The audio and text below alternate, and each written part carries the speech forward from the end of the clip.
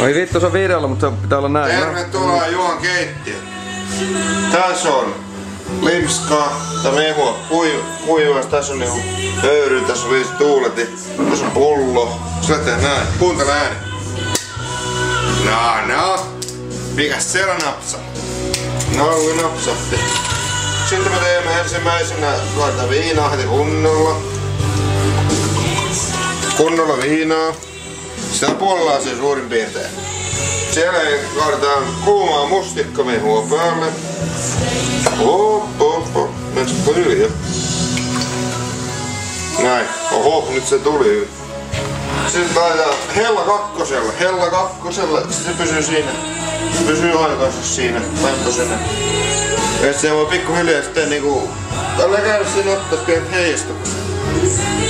Ja nyt maistetaan millainen. Heijastus tuli vähän ison keittiövettimen löytyy. Se on ehdoton. Tuohon. Sitten tehdään kupitsi.